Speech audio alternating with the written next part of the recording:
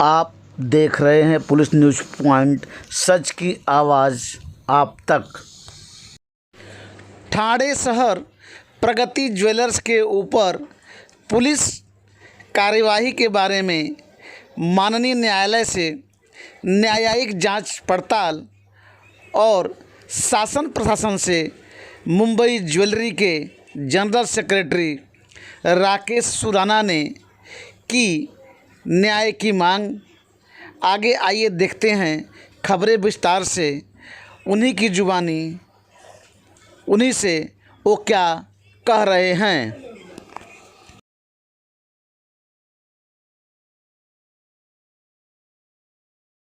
आपका नाम क्या है और काकोड़ बाउल पुलिस आप क्यों आए थे? उसने आपका क्या मदद किया था, इसके बारे में बताइए। मेरा नाम राधेश्याम गुर्जर है और कापुरवाड़ी पुलिस साहब यहाँ आए थे और मैं बाहर से अंदर आया था। तो उन्होंने मुझे पूछा कि चोर से पूछा कि तूने किसको सोना बेचा, तो उन्होंने मेरे इधर उंगली किया उसने कि इसने लिया। तो साहब ने मेरे को पूछा तूने कितना तोला सोना लिया, मैंने बोला साहब मैंने तो उसको पहली बार देखा है, मैंने उसको देखा ही नहीं उससे पहले। तो वो गाली गलौज पे आ गए। फिर मैंने बोला साहब आप माँ तक गाली मत दीजिए। फिर उनको और गुस्सा आया तो उन्होंने और गाली देने लगे। तो मैंने वही बोला साहब माँ तक गाली मत दीजिए, सर आ रहे हैं, आप उनसे बात कर लीजिए। तो उनको गुस्सा आया तो वो काउंटर के अंदर चला, मेरे को बोला तू बाहर निकल, नहीं तो मैं अंदर आता हूँ। वो वहां से मेरे को पकड़ के मारते मारते बाहर लेके गए तो गाड़ी में बिठा दिया। और उसके बाद में वो गाड़ी में बिठा दी, उसके बाद में सर आ गए थे। जिस तरह से मुझे उन्होंने मारा वो किसी के साथ में और ना हो, जिस तरह से मुझे मारा वो किसी को और ऐसा ना मारे, बिना गलती या बिना वजह से मेरे को मारा गया।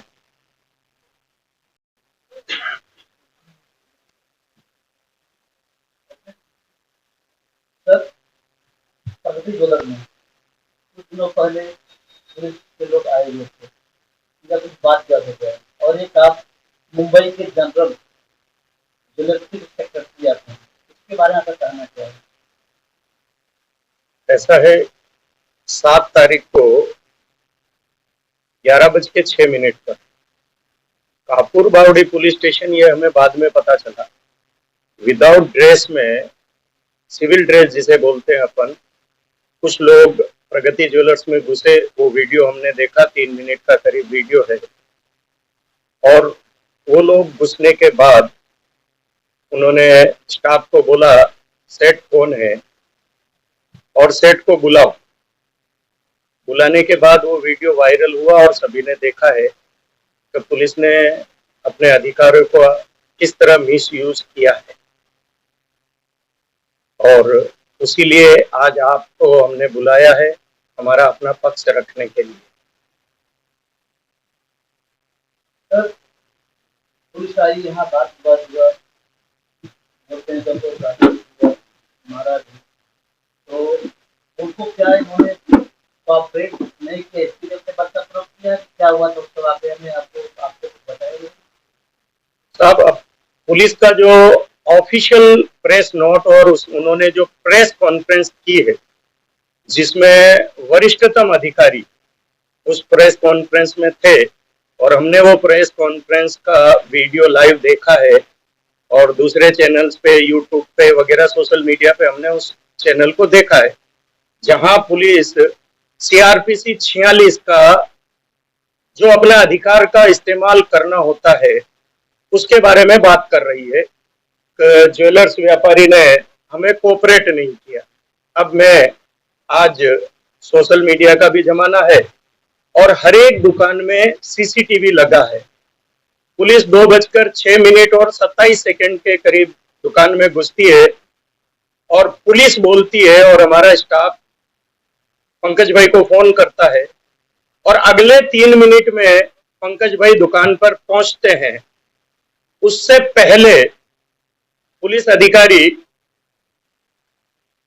एरोगेंटली बात करते हैं, उनका एटीट्यूड, और उन्होंने पहले एक पुलिस अधिकारी ने स्टाफ को गाली दी, दूसरी बार जांच अधिकारी ने जब गाली दी तो हमारे स्टाफ ने शालीनता से कहा कि साहब गाली मत दीजिए, और वहीं पुलिस अधिकारी का ईगो हर्ट हो गया उन्होंने उसको बाहर बुलाने के लिए कहा, हमारा स्टाफ बाहर निकलने के लिए हुआ तो काउंटर में घुस के उसका गला पकड़ा, झापट मारा और बाद में सभी ने देखा है किस तरह मारते हुए पुलिस अधिकारी स्टाफ को बाहर ले गए।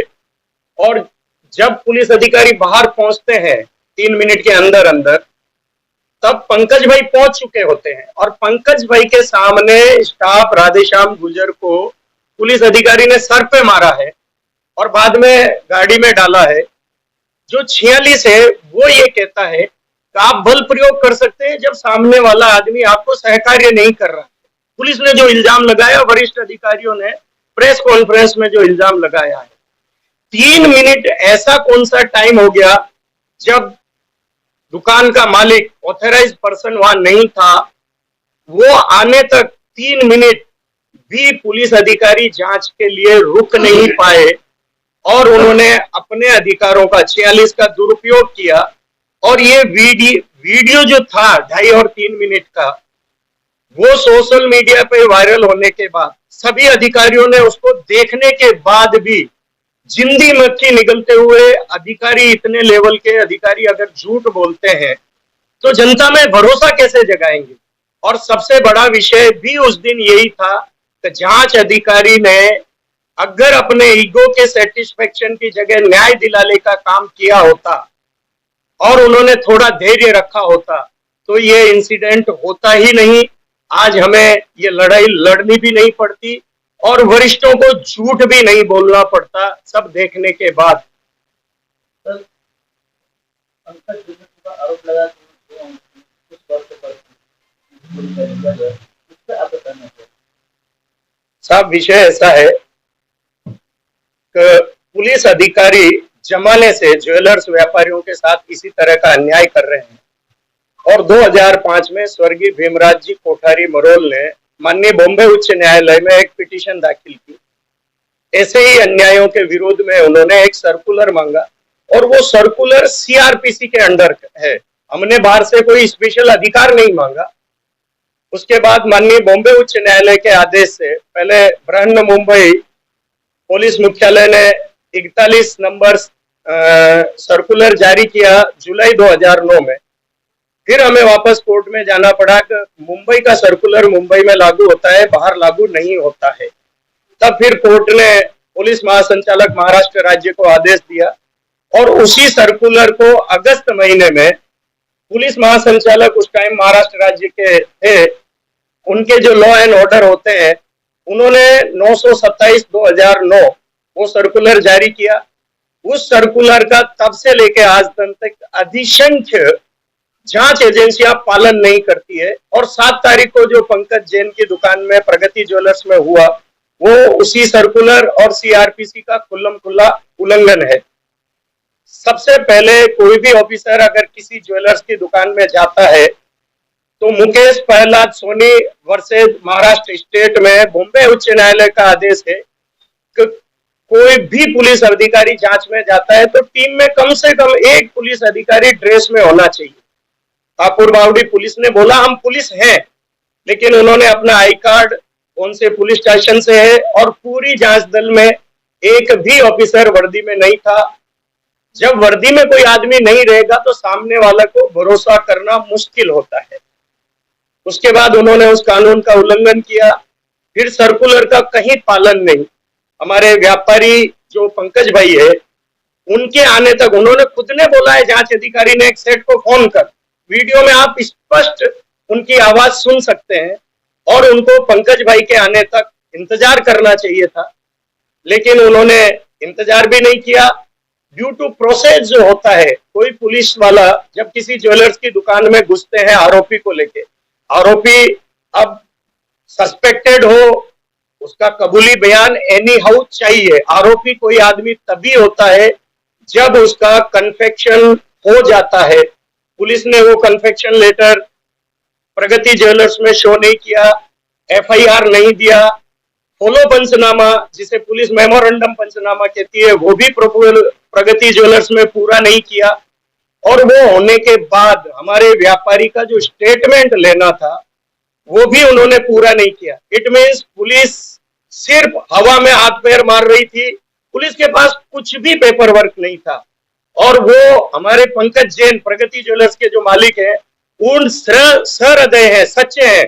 हर टाइम हर ज्वेलर्स कभी भी पुलिस के साथ उलझना नहीं चाहता। सबको पता है पानी में रह के मगरमच्छ से बेर नहीं किया जाता। हर ज्वेलर्स वाला जब भी पुलिस जाती है ना तो टोटल सच्चाई बताता है। उनके पास आज की तारीख में सीसीटीवी है, उनके अकाउंट्स है, लेकिन पुलिस न सीसीटीवी देखना चाहती है, न अकाउंट देखना चाहती है, न उस ज्वेलर्स का कुछ सुनना चाहती है। उनके आरोपी ने जो बोला वो पत्थर की लकीर मान के चलती है, चाहे कितना भी झूठ बोल रहा है आदमी। वो लोग उसके बयान की वेलोसिटी कभी चेक करना ही नहीं चाहते। अगर उन्होंने आरोपी के वेलोसिटी बयान की चेक की होती और वो सिंपल आते, भाई ये है, आप हमें, ये आरोपी ऐसा बोल रहा है और आप हमें सीसीटीवी दिखा दीजिए जो उस केस का विषय था 28 तारीख से लेके 28 दिसंबर 2022 से लेके 5 जनवरी 2023 तक का, तब तो विषय नहीं बनता। तो आप फिर जांच कर रहे हैं, टैक्टिस नहीं कर रहे हैं, आप सही काम के लिए आए हैं और सही जांच कर रहे हैं। लेकिन उन्होंने आके जो किया वो वीडियो में है, मारपीट करना, गाली करना, और वो भी पंकज जी की अनुपस्थिति में। उसके बाद अब मैं ये कहना चाह रहा हूं कि ये कबूली बयान हमारे व्यापारी ने दिया, पुलिस के पास कुछ भी नहीं है।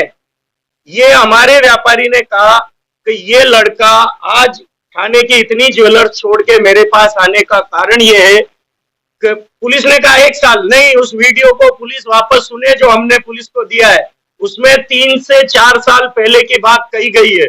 और पंकज जी ने ये कहा है वो चोरी का माल नहीं था। पंकज जी ने स्पष्ट कहा है कि मैंने इस लड़के की मां से फोन पे बात करने के बाद वो दागीना परचेज किया है, वो चोरी का नहीं था। अगर चोरी का दागीना था तो पुलिस ऑफिसर को, जो लड़का है, उनके घर पे जाके उनकी मां का स्टेटमेंट लेना चाहिए था। इल्जाम लगाने से पहले प्रेस कॉन्फ्रेंस में आप इल्जाम लगा देते हैं।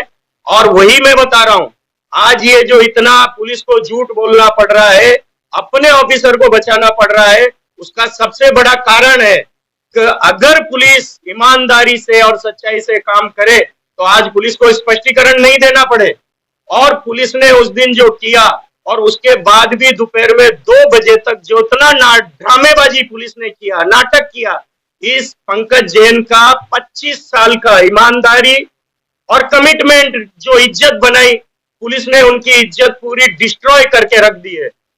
आज उनकी दुकान पे लोग आने से डरने लगे हैं कि ये आदमी चोर है, चोरी का सोना खाता है।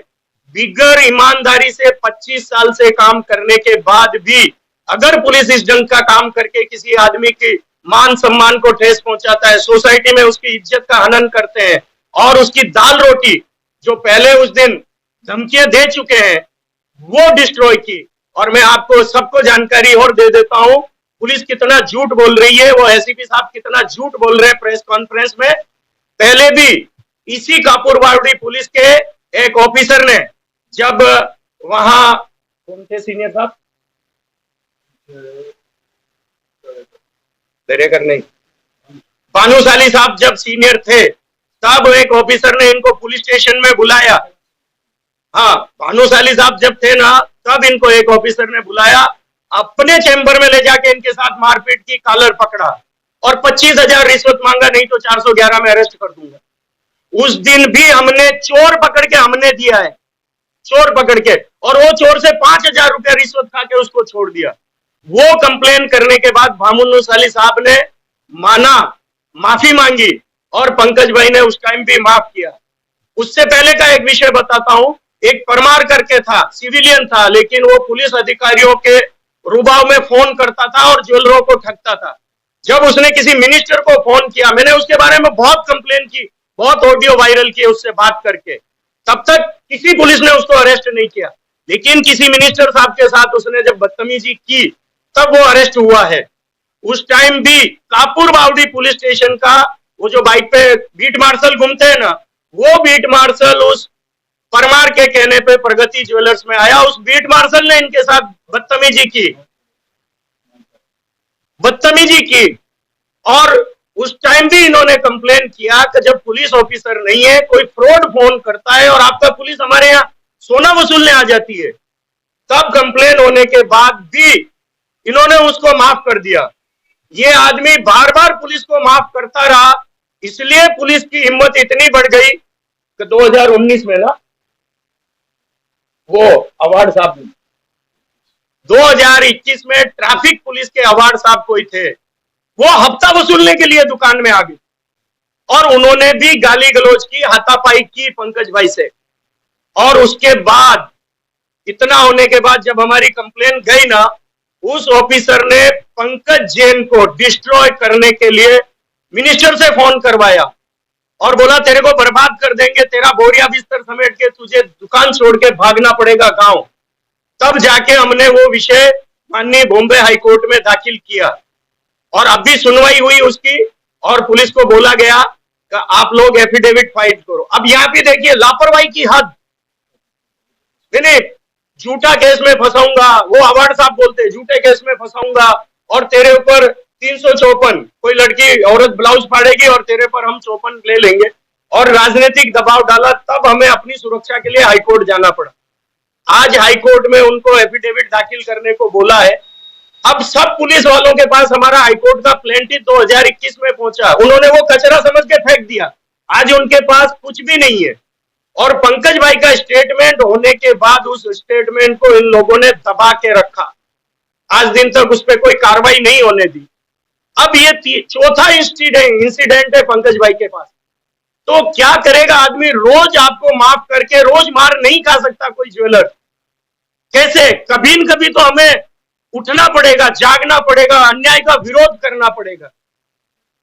अब इस बार सोशल मीडिया है, ज्वेलर्स लोगों ने साथ दिया है, जैन समाज इनके साथ में है, तो आज पंकज भाई ये हिम्मत कर रहे हैं लड़ाई लड़ने की। और मैं मीडिया से चाहता हूं वो भी इस अन्याय में सही जांच करे, हमारा पक्ष रखने एक तरफा नहीं रखे, हर एक चीज पेपर के दम पर।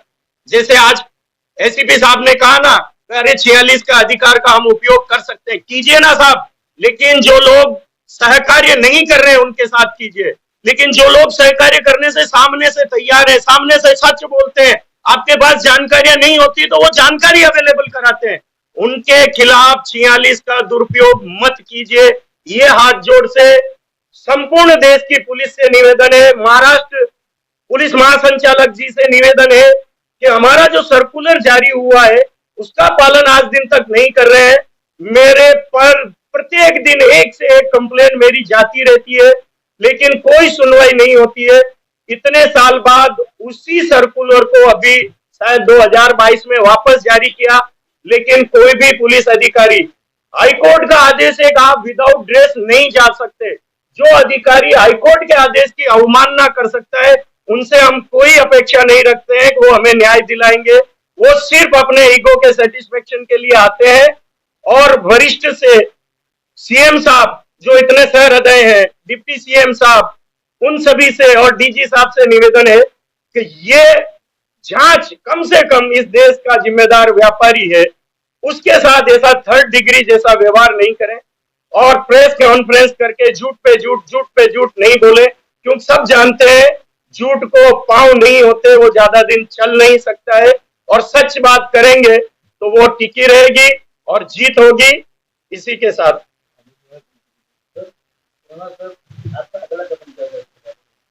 अगला कदम हमारे एसोसिएशन ने और जैन समाज ने कहा है और हम उन्हीं के भरोसे आगे बढ़ने वाले हैं।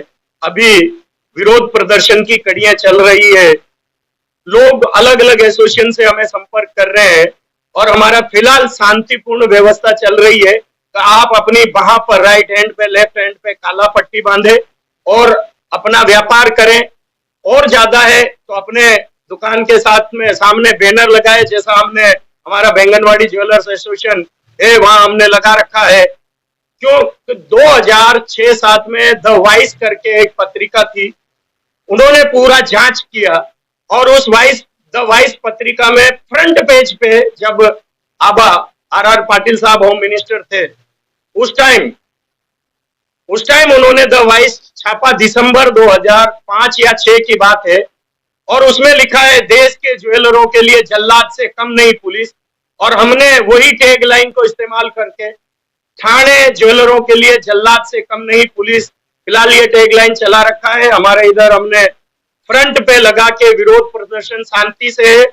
अगर जो भी दोषी पुलिस अधिकारी है, जिन दोषी पुलिस अधिकारियों ने अपने उस दोषी पुलिस अधिकारी की गलतियों को छुपाया है और धमकियां दे रहे हैं, मांडवली कर लो नहीं तो बर्बाद कर देंगे, और झूठ बोल रहे हैं, गलती करने वाले अधिकारी, संपूर्ण जांच दल, गलती को दबाने वाले अधिकारी, वो सस्पेंड होकर उनके ऊपर एफआईआर नहीं होगी।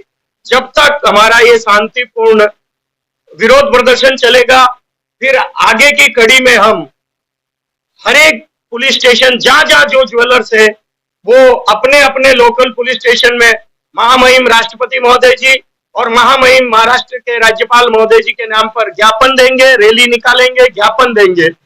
और उसके बाद भी हमें न्याय नहीं मिला तो फिर हम अपने अपने लोकल स्तर पर पहले दुकानें बंद रखेंगे, और उसके बाद भी न्याय नहीं मिला तो ठाणा, मुंबई, नई मुंबई और संपूर्ण महाराष्ट्र बंद कराने का भी हम प्रयास करेंगे। और ये सब में अगर न्याय नहीं मिलता है, और न्याय मिलने में जो देरी होती है जानबूझकर की जाती है, वो भी न्याय नहीं मिलना ही कहा जाता है।